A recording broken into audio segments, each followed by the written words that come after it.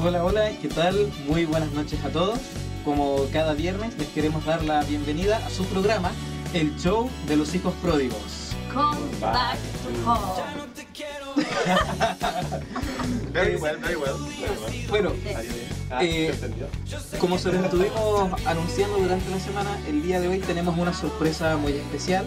Pero antes de pasar a eso, quisiera presentar a los conductores que van a estar en esta noche. Benjamín y Fabiola. Hola. Muy buenas noches a todos. Buenas noches. Para compartir. ¿Y yo presento a mi invitado o no? Bueno, tú esta noche vas a tener Oye, ¿no? el honor, el privilegio de poder presentar a la persona que nos acompaña el día de hoy. Como ustedes saben, hace unos días atrás se celebró un suceso muy importante para nosotros, para la iglesia evangélica, para los protestantes. Y bueno, nosotros como Show de los Hijos Pródigos tratamos de hacer los contactos para tener una persona relevante que nos acompañe en el día de hoy.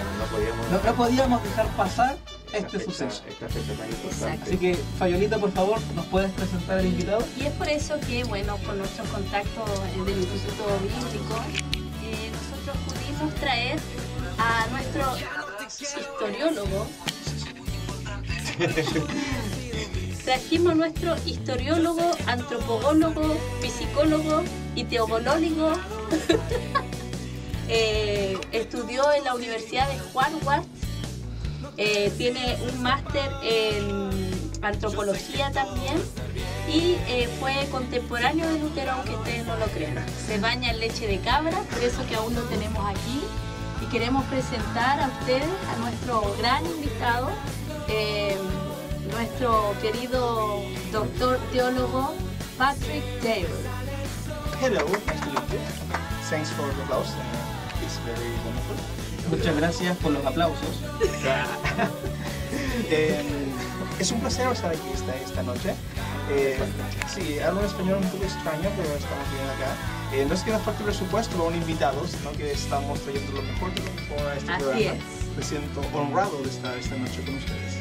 Muchas gracias, señor Patrick, y bueno, lo tendremos esta noche para hacerle algunas preguntas también. Antes de empezar, sabemos que es primera vez que visita Chile. ¿Y cómo estuvo el día? No te regalan comida, te la cobran en Navidad. Me cobraron 3 lucas por unos manitas. Recomendable para la otra, subir con huevitos duros y un poquito de sal para abaratar presupuesto. Bueno, la razón por la cual queríamos tenerlo esta noche es porque queríamos conversar con usted y hacerle algunas preguntas con respecto a lo que significó la reforma, con toda la trayectoria que usted tiene. Nos gustaría que por favor nos tratara de contextualizar el tiempo, qué es lo que se vivía cuando se lleva a cabo la reforma. Es muy interesante tu pregunta. Cuando uno le pregunta a la gente en la calle respecto a la celebración que hubo durante esta semana, 7 de cada 10 personas te responden Halloween. Pero sin embargo, no.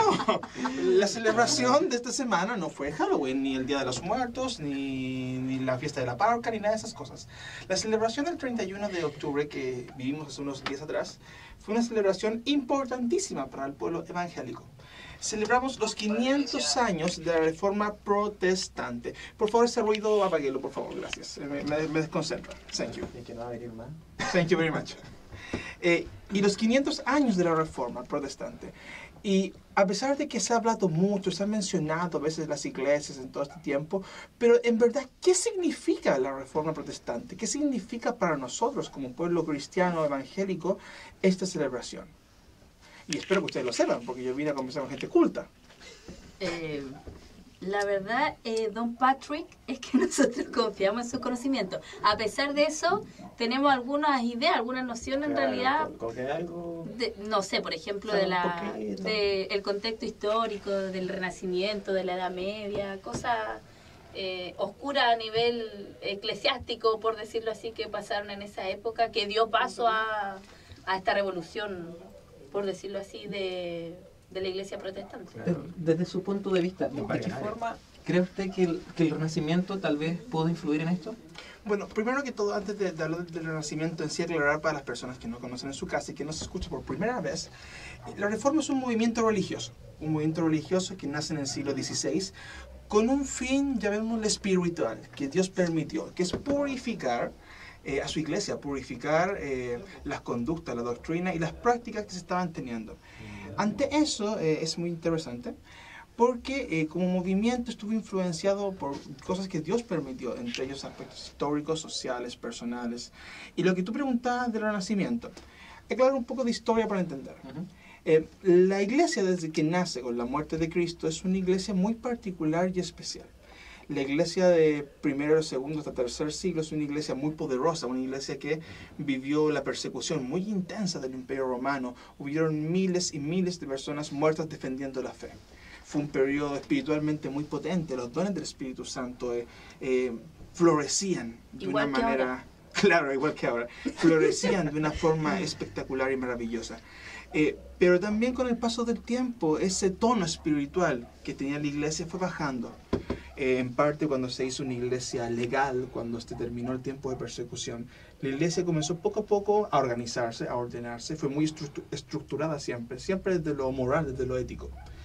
Pero llegamos a un punto en la historia de la iglesia, cuando Roma cae, el Imperio Romano, que fue el imperio imperante, y comenzamos lo que se conoce normalmente como la Edad Media. En la Edad Media comenzaron poco a poco a haber una degeneración en la iglesia. Y la iglesia que antes había sido conocida por su espiritualidad, poco a poco se convirtió en una iglesia fría, en una iglesia vacía, y en una iglesia que era mucho más rito que búsqueda sincera del Señor. Y es ahí donde se generaron una serie de malas prácticas, prácticas que iban en contra directamente de la Escritura. ¿Ese también es el tiempo donde se produce una fe ciega a todo lo que decía la iglesia? Claro, una mezcla entre fe ciega, donde era imposible cuestionar. Uno, por falta de información. Dos, porque el poder político, social y hasta judicial de la iglesia era tremendamente grande. Hubo un tiempo en que la iglesia está ubicada en Roma, era tan poderosa que podía derrocar reyes, derrocar príncipes e imperios. Eran quienes dictaban y ejercían la justicia. Y en esos tiempos no hablamos de una justicia suave, una justicia fría, definitoria y en muchos casos letal. Entonces, por una parte, contradecir esta iglesia era una lucha no menor, porque te ibas en contra finalmente de quien tenía todo el poder.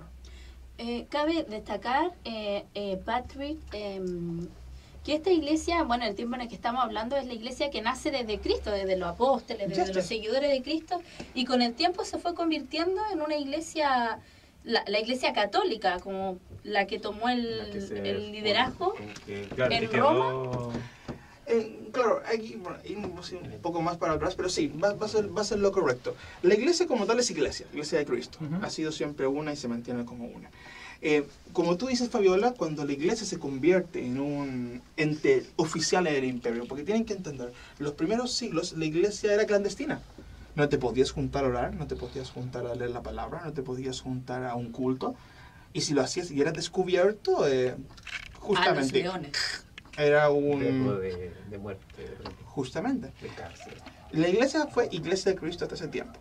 Cuando se vuelve legal, nos volvemos legales en el Imperio Romano, la iglesia poco a poco cambió su categoría a considerarse como una iglesia imperial y finalmente como una iglesia romana como tal. Y de esa iglesia romana se deriva dentro de esa misma línea lo que ahora conocemos como la iglesia católica, que incluso según muchos lo consideran como la base de la iglesia de Cristo, porque finalmente fue la línea que se mantuvo, con obviamente las deficiencias y malas prácticas que contenía en su momento Lutero y otras personas más. Pero esa es la misma línea que se ha seguido. Y un poco, cuando, a ver, no sé si estoy bien o no, pero tú nos hablabas recién de ese proceso de la Edad Media. Cuando entramos ya al proceso del Renacimiento, también viene un cambio en la mente de la sociedad en relación a la postura frente a la iglesia. Yes. Edad Media significó en muchos sentidos un periodo donde fue muy complicado el conocer y el saber. El conocimiento era limitado o era exclusivamente para los que están relacionados con la iglesia. Las primeras universidades, escuelas importantes son de la iglesia. por lo cual si tú no compartías con ellos o no tenías los recursos o no eras parte del clero, que era casi como un estatus social mucho mayor, Sector VIP. yes, ABC1, ABC1 el equivalente. ABC 1. ABC1.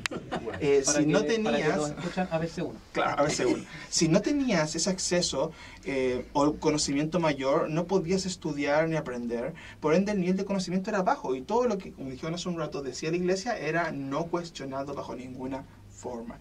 Entonces, eso se mantuvo por casi un siglo. O sea, casi un siglo que algunos le llaman también edad oscura, porque mucho de lo que era conocimiento o libres pensadores fueron silenciados y muertos. Ciencia, tecnología, aspectos relacionados con química eran considerados brujería. Cualquier persona que intentase dar una interpretación distinta a la Biblia a la que decía la iglesia oficial era considerado un hereje, excomulgado o muerto. ¿Las brujas? ¿Había en ese tiempo la persecución de las brujas también, señor Patrick, o no? Yes, y en muchos de esos casos, insisto, eran más que brujas, eran personas relacionadas con la ciencia, pero todo lo que pareciera ajeno a la Biblia, ajeno a la iglesia, a la institución, era considerado hereje y echado fuera. Entonces, el renacimiento que tú planteas, ya desde el siglo XVI en adelante, es una época importante porque, si tú le preguntas una opinión personal, Dios también es un movimiento intelectual, donde la gente tuvo el anhelo de comenzar a aprender, el anhelo de comenzar a conocer más y buscar respuestas donde antes no las tenía. Algo súper sencillo.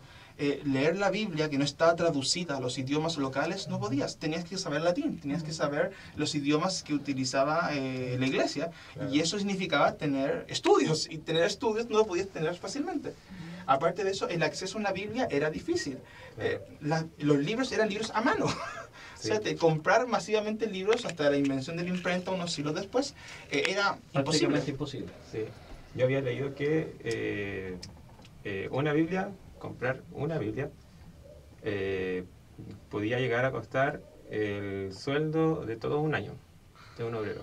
Entonces, como que tampoco era accesible totalmente, pero solamente era un cierto grupo con más plata el que entre tenía comer y acceso, tener una Biblia, obviamente que la gente prefería comer. Tenía más acceso. Y se da eso del tema que la gente desconocía lo que decía la Biblia, no tenía acceso a ella, no podía leerlo. Y por último, para ir cerrando esta primera parte de la contextualización, cuando hablamos de las malas prácticas que se llevaron a cabo en ese tiempo, ¿a qué nos referimos puntualmente? La iglesia, insisto, parte con una visión correcta, con una visión éticamente buena, pero en algún momento la falta de seguir la línea bíblica marcó profundo, la corrupción marcó profundo. El poder, yo creo, el deseo de tener poder, de escalar más, claro. Yo les decía hace un rato, el clero, los sacerdotes, los papas, los obispos, no podían ser juzgados por nadie más que no fuera a la iglesia.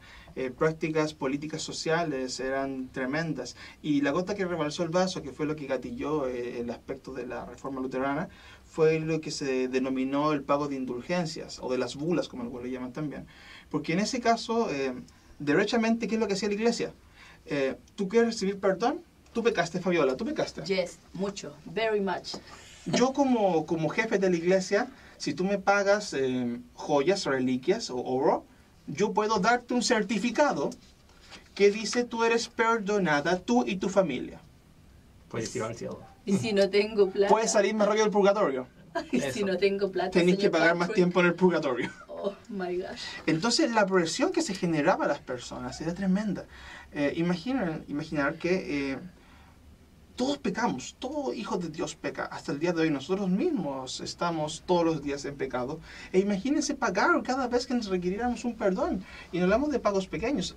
La iglesia en Alemania, de Gutenberg, donde se inicia, donde explota la reforma, era una de las iglesias con la mayor colección de reliquias que había. Y eso era por gente que pagaba altas sumas de dinero o objetos valiosos para que le perdonaran. Entonces, esa práctica que fue finalmente la gota que rebalsó el vaso, no solo para Lutero, sino para muchas personas relacionadas en la época, fue demasiado. O sea, estamos vendiendo y jugando con la gracia de Dios. Y eso no puede hacerse bajo ninguna circunstancia. Interesante. Bueno, ya habiendo escuchado ya esta primera parte que tiene que ver con contextualizar un poco el tiempo en el que se lleva a cabo la reforma, vamos a ir a nuestra primera pausa. Y como ya saben, si tienen amigos, familiares que quieran aprender un poquito de esto, aprovechen esta oportunidad. O sea, tenemos el privilegio de contar con el doctor Patrick Taylor. ¿Lo pronunció bien? ¿Lo pronunció bien Patrick Taylor? Entonces todo tiene que trabajarse, pero... Ya, está bien. Ya, por ahí. Aprovechen esta oportunidad. Ya recuerden que viene desde muy lejos para compartir esta tarde con nosotros, así que los invitamos. Y en la siguiente pausa seguiremos hablando con respecto a este tema. Vamos a la primera pausa musical y volvemos.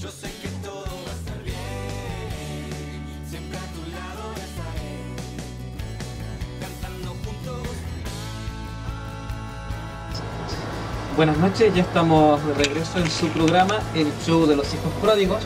Como ustedes saben, este es un programa de la Iglesia del Evangelio Cuadrangular, Ministerio Camino, Verdad y Vida, que se encuentra ubicada en calle Bellavista 4684. Benjita, ¿cuándo son las reuniones? El día miércoles tenemos el culto general a las 20 horas. El día jueves, igual a las 20 horas, hay reunión de varones. El día viernes hay reunión de damas a las 16 horas. 30 horas. Y el sábado nos juntamos los jóvenes a las 7 de la tarde, 19 horas. Y el domingo, este domingo no hay escuela bíblica porque tenemos cena. Entonces el culto es a las 11 de la mañana. Yes. El culto general con todos juntos. ¿Dónde nos pueden escuchar? Nos puede escuchar, disculpen por la voz, estoy un poco resfriada, queridos auditores. Nos puede escuchar en Facebook, en el Show de los Hijos Pródigos, o también nos puede escuchar en Jerusalén, en www.jerusalenlaradio.com, en la señal online en vivo. También nos puede escuchar en la 90.1 en Antofagasta y el 95.1 en Tocopilla. Doctor Patrick, queríamos aprovechar, nosotros tenemos un auditor muy especial que semana a semana nos llama, se llama Paulo Ibacache, si por favor podría darle un saludo especial. ¿En serio? Paulo Ibacache, ¿es Pablo o Paulo? Paulo Ibacache, es un placer que nos escuches el programa de Show de los Hijos Pródigos. Sigue escuchando, por favor, estos chicos son bien intencionados, tenles paciencia, son especiales, pero sigue escuchándolos semana tras semana. Eso, es al gusto, chao. Gracias, señor Patrick. Bueno, para los que acaban de... que nos conoce hace poco. Sí, muy confianzudo. Saben que somos especiales. A ver, A todos les digo eso. Doctor mentiroso. Palabras de cortesía. Amén. Para los que vienen sintonizando la radio, el día de hoy estamos hablando acerca de la reforma de la Iglesia Protestante. Durante el capítulo, en la sección anterior, estuvimos hablando acerca del contexto histórico en el que se lleva a cabo la reforma. Y ahora nos gustaría hablar un poco acerca de la vida de Lutero. ¿Quién fue este hombre tan importante? ¿Quién era él? Very good question. ¿Qué fue para usted compartir con él? Usted que era amigo de Lutero. Claro, que se conocían ahí de chiquitito. Usted que jugó a la pelota con Lutero. La gente insinúa que soy una persona de edad, pero no soy una persona de edad. Parezco de edad, pero no soy de edad. Bueno, cuando uno habla de la reforma, es inevitable pensar en Lutero. Lutero es la figura insignia, no la única, pero el reformador por excelencia de ese periodo.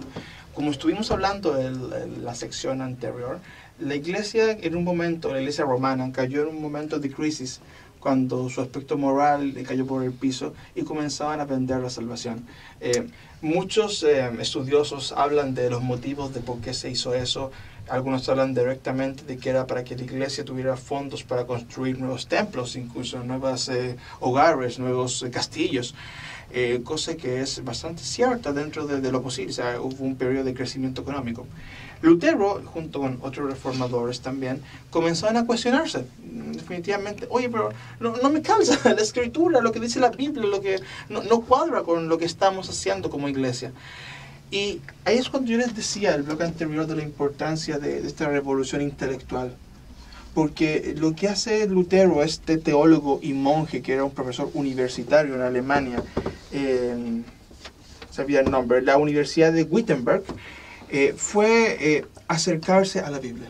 La mayor revolución el mayor cambio no se generó por estrategias nuevas, no se generó por más colores, por más fuegos artificiales, se generó porque las personas comenzaban a acercarse a la Escritura. Lutero tuvo esta visión clave de comenzar a estudiar la Biblia y darse cuenta que las enseñanzas no iban acorde, darse cuenta de que algo estaba pasando como iglesia. Y eso fue finalmente la base de la Reforma. A lo largo del siglo XVI, por la acción de Lutero y de otros reformadores, y con el apoyo de algunos príncipes también de otros lugares cercanos, los deseos de incrementar el conocimiento de la Escritura se vieron vistos grandes. Y eso generó un movimiento con fuerza. Lutero fue un escritor prodigioso, fue una persona que protestó durante mucho tiempo antes de llegar a esta separación con la iglesia. Hay gente que piensa que Lutero de un día para otro dice, ¡pum!, no, me voy de la iglesia por esto. Pero no, desde el 1517 hasta el 1521 fue un tiempo donde Lutero protestó, donde Lutero enseñó, donde Lutero presentó sus tesis, sus teorías, sus interpretaciones. Antes de realizar esta separación que se da porque es excomulgado. O sea, Lutero tuvo la oportunidad y finalmente defendió primeramente ante la iglesia para que estos cambiaran de actitud.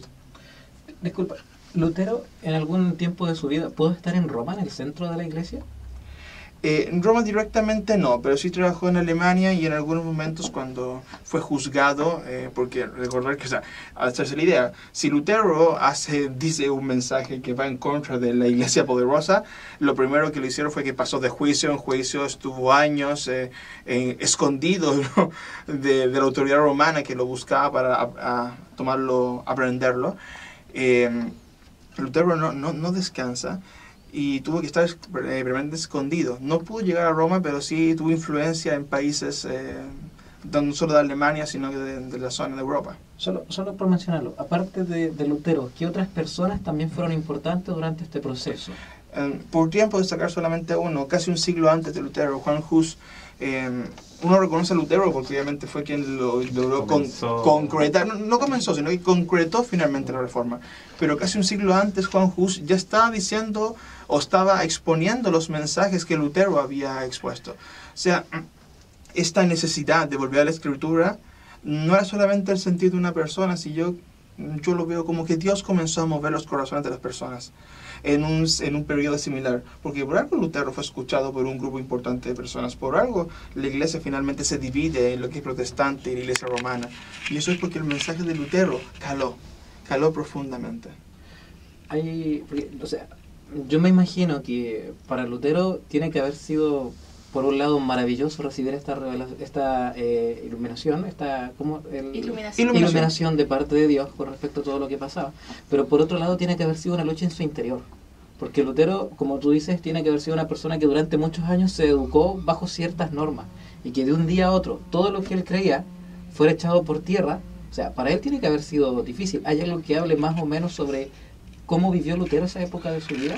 Algunos escritos que hablan un poco de aspectos biográficos de él, pero tú das un punto importante, y de hecho que no es ajeno a lo que nos puede pasar a nosotros en algunos aspectos de nuestra vida. Imagínate Siento que es similar como Pablo, ¿no? Como lo que tiene que haber vivido Pablo. Sí, es una comparación muy buena. Pablo vivió toda su vida como un judío devoto. Bien, Fabiola, estás aprendiendo. Tienes buenos maestros, Fabiola. Gracias. Estudio en el Instituto Bíblico. Tienes muy buenos maestros. Él es mi maestro. Mr. Petrie. Mr. Petrie, terrible en persona. Y es muy interesante porque Pablo fue una persona que creció bajo la ley judía. Era una persona tremendamente erudita. Pablo fue enseñado por los mejores maestros de la época, Gamaliel, que era uno de los mejores maestros judíos. Y él conocía la ley, conocía lo que tenía que hacer. Pero sin embargo, cuando conoce y se encuentra con Cristo directamente, su visión cambia. Cambia totalmente, cambia chocantemente. Y eso no es un cambio que se dio de un día para otro. Pablo tuvo que estar años cambiando su manera de pensar, modificando su estructura y también enfrentándose a lo que él ya había aprendido y conocido toda su vida. Imagínate Lutero. Lutero creció con toda la iglesia, con toda la fe. Lutero era ordenado sacerdote. Lutero era una persona que había dedicado su vida al clero, a la iglesia y a lo que ésta enseñaba. Entonces que de repente Dios nos confronte y nos diga, no, esto que estás enseñando es incorrecto, tiene que haber sido un choque. Imagínate que es como que toda tu vida se desmoronara ante tus ojos. Todo lo que tú dedicaste, todo lo que tú proyectabas para tu vida, se cae al frente. Pero sin embargo, y ese es el valor que tiene Lutero, a pesar de que él ponía en riesgo su vida, ponía en riesgo su integridad, su seguridad social, económica, él siguió finalmente la palabra de Dios. La palabra de Dios estuvo por sobre todo, por sobre toda estructura, por sobre toda cultura, por sobre toda idea del hombre. Y igual la manipulación que había igual de parte de la iglesia en ese momento. Yes. Era bastante fuerte porque si lo analizamos así como fríamente, es ir en contra de toda una cultura, es ir en contra de la corriente, por decirlo así. Así yo creo, nadar, claro, como los salmones, así, y era echarse encima a toda la gente que de alguna u otra forma compartió con él, tal vez sus colegas, sus compañeros de trabajo, sus mismos estudiantes. Entonces tiene que haber sido igual un proceso para él súper difícil. Me imagino que espiritualmente igual obviamente tiene que haberse fortalecido mucho su vida personal con Dios, la intimidad con Dios, pero quizás socialmente también se vio muy solo, quizás se aisló, quizás fue un periodo no muy piensa bueno. que lo que él hizo finalmente fue porque Dios lo sostuvo. Exacto. O sea, él se fue en contra de una nación, de un imperio, porque la iglesia era prácticamente un país aparte. O sea, él se fue contra todo, bien Timarea, para decir finalmente, no, la palabra de Dios prevalece. Y hacer eso requiere no solamente un valor espectacular, sino que también requiere el poder y la mano de Dios sobre él en todo momento. Es cierto. Es interesante porque de algún punto de vista lo que vivió Lutero tal vez se puede asemejar a lo que en algún momento de nuestra vida también vivimos nosotros, tal vez no con toda esa presión, pero cuando en algún momento Dios nos confronta, nos dice, ¿sabes qué? No hay que vivir así, sino que tienes que vivir desde esta otra forma, y cambia toda nuestra perspectiva. No os conforméis a este siglo. Claro, y te cambia por completamente tu forma. Hoy cuando hemos vivido toda una vida creyendo ciertas cosas, tradiciones de la iglesia, y llega un momento en donde nos vemos confrontados con la palabra y el Espíritu Santo nos habla, y vemos tal vez un versículo que habíamos leído miles de veces y lo interpretábamos de cierta forma, y ahora el Señor nos habla y nos dice otra cosa totalmente nueva. Y yo creo que cambiar nuestros esquemas mentales, que cambiar esas estructuras mentales que llevamos arraigadas a veces por generaciones, es súper difícil hacerlo. Very good punto. Es muy difícil, entonces creo que es una muy buena forma, o sea, comparar la vida de Lutero y tratar de tomarlo para nosotros, o sea, ser capaces de cambiar esas estructuras mentales, esas a veces cosas erróneas que llevamos por mucho tiempo. No, interesante porque, insisto, es enfrentarte a todo lo que aprendiste toda tu vida. Y si lo que aprendiste en tu vida era incorrecto, tienes que llegar a un punto de decir, no, esto está mal, tengo que cambiar. Y él fue capaz de hacerlo. Bueno, una vez yo viendo una película acerca de Lutero, no recuerdo, pero ahí hablaba de que había un rey que de alguna forma acogió a Lutero. ¿Es así o no es así? No recuerdo el nombre del rey exactamente, pero en este periodo cuando Lutero fue perseguido por el papa de la época, él se refugia cerca de un año en donde otro rey que apoyaba, que estaba acorde apoyando su enseñanza, un año escondido, para luego recién volver a aparecer de forma pública. Y eso de alguna forma te muestra, como decías tú, que al final todo esto tiene que ver con un mover de Dios, porque se encarga también de poner personas, porque este rey no fue porque le plació nada más, o sea, de alguna otra forma Dios tiene que haber movido su corazón para que resguardara a Lutero y pudiera cumplir el propósito para el cual Dios lo había llamado. Justamente, y eso, insisto, ocurre hasta el día de hoy. Dios permite que se muevan las personas, las situaciones, los lugares, todo para que se cumpla su voluntad. Y finalmente que la escritura se mantenga firme y adelante es parte de su voluntad.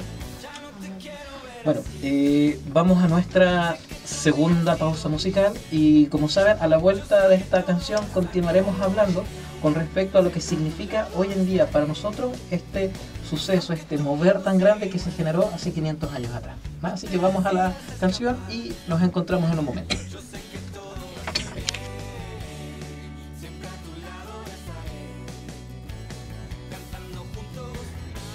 A la última parte de nuestro programa, el show de los hijos pródigos. Y bueno, para los que nos vienen acompañando, esta noche tenemos el privilegio de contar con la presencia del doctor Patrick Taylor, resumiendo un poquito, durante la primera sección estuvimos hablando acerca del contexto histórico en el cual se origina y se da suceso a lo que es la reforma de la iglesia protestante que hoy conocemos. Durante la segunda parte estuvimos conversando un poquito acerca de Lutero, su vida, a quienes influenciaron en ellos, cómo tiene que haber sido para él haber vivido esta etapa. Y en esta última sección, Don Patrick, nos gustaría que por favor nos hablara un poco del legado. ¿Qué es lo que significa hoy para nosotros todo lo que se vivió en ese suceso? ¿O de qué estamos hablando cuando nos referimos a las 95 tesis, a ese suceso, cuando se clavan en una puertecita? En una puertota. En una puertota. En una puertesota. En una puertesota. ¿Qué es lo que son? A door. A very big door. Very big door.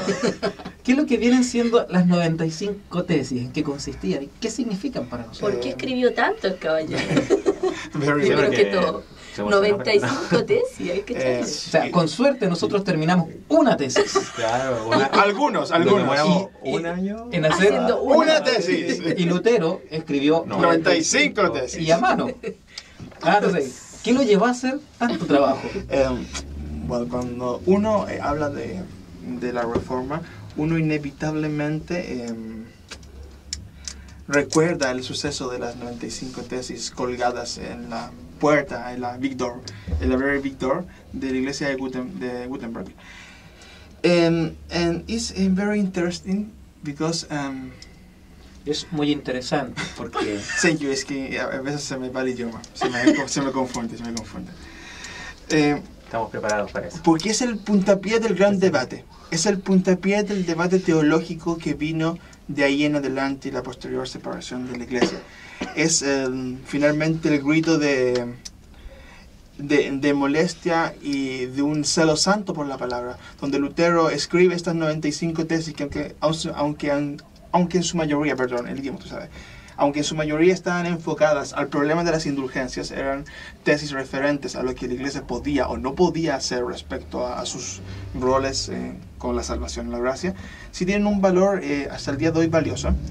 Lutero el 31 de octubre, ahí está, de 1517, 31 de octubre, no Halloween, yes, reforma. Hace 500 años atrás. 500 años atrás, es 31 de octubre, él en el palacio en la iglesia, el palacio de Wittenberg, perdón, cuelga estas tesis e, insisto, comienza una bataola y un revuelo. Ese primer elemento es el que nos da el puntapié para decir: nosotros nacemos como una iglesia protestante, una iglesia que protesta contra las malas prácticas y que busca defender finalmente la sana doctrina. de ahí viene el nombre protestante. De los que protestan y marchan. Interesante. Pero nosotros hace unas semanas atrás estuvimos tratando el tema de las 5 solas. ¿De qué forma estas se relacionan con las 95 tesis? Las 5 solas es un escrito un poco anterior que básicamente es el fundamento. Es un resumen del fundamento de la 95. No solo el 95, claro, sino de en general los postulados de Lutero. Porque en resumen es aclarar aspectos de la gracia, de la salvación, y aclarar finalmente los fundamentos de la fe cristiana. Solo por Cristo, solo por gracia, solo por medio de la Escritura, toda la gloria finalmente hacia Dios. Esos elementos que al día de hoy suenan sencillos porque los predicamos mucho en la iglesia, antes no eran así. Antes era directamente enfrentarnos a una iglesia con prácticas más que cuestionables, antibíblicas. Y el legado que nos entrega principalmente es un mensaje lo más limpio de la palabra posible, lo más limpio solamente con la Escritura. Y ese es el anhelo que tenemos que tener de buscar y escribir, o sea, y leer y estudiar la Biblia. O sea, la labor que hizo Lutero, que no la habíamos comentado antes, se nos había escapado, de traducir, hacer la primera traducción de la Biblia a otro idioma que no fuera el oficial, fue un avance. O sea, imagínense que antes no podías leer la Biblia porque no la tenías en tu idioma. Entonces, ese primer elemento que después otros fueron haciendo en diferentes idiomas fue el inicio de que las personas del tiempo moderno, tuvieran un real acceso a leer la Biblia. Imagínense que solamente tenías lo que escuchabas de personas corruptas, entonces la fe estaba finalmente manipulada. Y ese primer paso, y ese hambre que él tuvo de leer la Biblia, tiene que ser otro de sus legados que reconozcamos. El hambre de la Escritura, el hambre de leer la Biblia. Él tuvo que estar prácticamente más de un año traduciendo la escritura para entender y leerla. Nosotros con suerte leemos en la noche un pan de vida y listo. Y quedamos tranquilos. El hombre tenía un anhelo de leer, un anhelo de saber lo que Dios quería. Y ese anhelo tenemos que tener nosotros en nuestra vida. Disculpa, ¿en qué idioma fueron escritas las 95 tesis? Además, si no me equivoco, el idioma nativo de Alemania, el alemán. O sea, fue uno de los primeros textos, por decirlo, evangelístico que estuvo al alcance de la comunidad. No sé de los primeros, pero probablemente de esa época, porque antes hubieron otros montones de teólogos de diferentes nacionalidades, tipos. No. O sea, hubieron textos antiguos. Pero sí, porque recordar que lo que era exclusivamente lo que es latín era la escritura. Pero teólogos desde los tiempos de la iglesia primitiva escribieron diferentes textos de defensa de la fe, textos evangelísticos, textos referentes a muchas otras cosas. Pero la Biblia como tal, Biblia, es la que faltase la traducción en ese momento. Yo creo que igual hay que destacar de Lutero y el legado que nos deja el disfrutar de la gracia y no solamente vivir en base a tradiciones y a conceptos humanos que muchas veces son errados, porque de hecho la teología es una forma del hombre de entender la palabra de Dios. Entonces, ¿qué mejor forma que entender la palabra de Dios que encerrarte en tu pieza o en donde sea con la Biblia y que el Espíritu Santo te vaya mostrando lo que Él quiere hablar a tu vida? Entonces yo creo que el disfrutar de ese acceso a la presencia de Dios, de la gracia, de que no necesito tener joyas, no necesito tener plata, no necesito hablar con cierta persona para que me autorice a conocer más de Dios, para que me autorice a acercarme a Dios. Yo creo que esa es como disfrutar también de la libertad a la que Lutero nos dio acceso, por decirlo de alguna forma, de la que habíamos sido alejados por humanos en realidad, por normas humanas. No, y fíjate lo que dice Fabiola, ¿verdad? Yes. No, sí. Lo que dice Fabiola es interesante. Libertad. Simplemente libertad. Imaginar lo que las personas creían, lo que las personas veían, imaginar lo que las personas sentían cuando se veían amarradas a pagar por salvación. A un pecado que cometían otra vez, que gasté toda mi plata en el último pecado y ahora de nuevo hice algo malo y ¿qué hago ahora? Se me va a acabar el vale, la urgencia. La validez. O a depender de lo que una persona le decía sobre su relación con Dios. Exacto. Y no... O sea, si se imaginan lo que en ese tiempo significó decirle a la gente, ustedes son libres, solamente por gracia. Eso para las personas de la época, para los que especialmente tenían apremios económicos, los que tenían dificultad en ese aspecto, el mensaje de libertad que tiene que haber significado, eres libre para acercarte a Dios, eres libre para buscar de su gracia, eres libre de ser perdonado. Yo creo que eso es lo más maravilloso que pudieron haber escuchado y que nosotros tenemos el privilegio de disfrutar ahora, porque nosotros estamos en un contexto totalmente distinto donde nosotros nos consideramos, nos llamamos protestantes por lo mismo, pues a veces ni siquiera tenemos idea por qué somos protestantes, por qué somos evangélicos. Ahora entendemos un poco más gracias a nuestro invitado, doctor Patrick. Y finalmente, o sea, sumando a lo que ya hemos dicho, limpiar a la iglesia. Las doctrinas que no eran de Dios, las doctrinas que no eran bíblicas, era necesario limpiar, era necesario finalmente que se hiciese una revisión de lo que se estaba enseñando, y esta fue una de las múltiples revoluciones, pero la primera, que significó volver a la escritura, o llamémosle decir a viva voz, la iglesia debe depender de la voluntad de Dios por medio de la Biblia, no de la voluntad de hombre, ni de cultura, ni de doctrina humana.